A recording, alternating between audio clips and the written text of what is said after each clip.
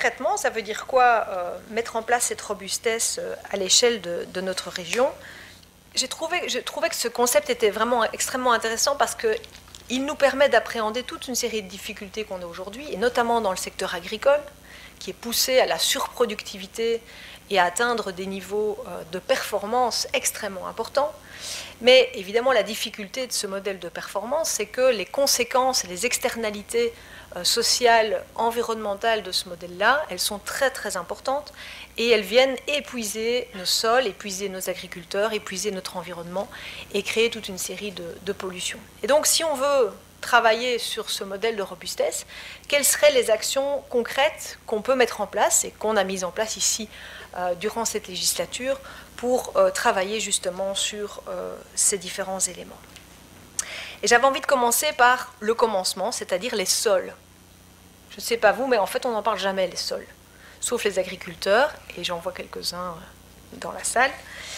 Mais les sols, c'est finalement une ressource naturelle qui n'est pas indéfiniment renouvelable.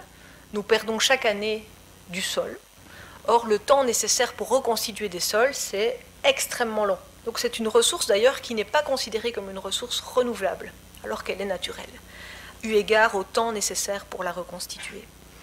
Or, on sait que nos sols sont en perte de vitesse en termes de quantité, mais aussi en termes de qualité organique de nos sols. Donc, une première action extrêmement importante, c'est de pouvoir renforcer le statut organique, la qualité organique de nos sols, et pouvoir évidemment éviter aussi la pollution de nos sols.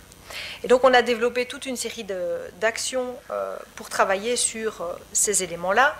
Notamment, vous avez peut-être vu passer un projet de réhabilitation des décharges, des anciennes décharges les plus problématiques. Il y en a une que vous connaissez sans doute bien, celle de Bassoivre, qui n'est pas très loin d'ici. Ça faisait plus de 15 ans que la région n'avait plus dégagé de moyens pour soigner finalement la réhabilitation de ces décharges. Nous avons dégagé des moyens importants pour le faire. À des échelles de citoyens, une des actions qui peut être mise en place aussi, je vous invite à l'utiliser, c'est un outil qu'on a développé qui s'appelle Sanisol. C'est un outil de mesure de la qualité de vos sols.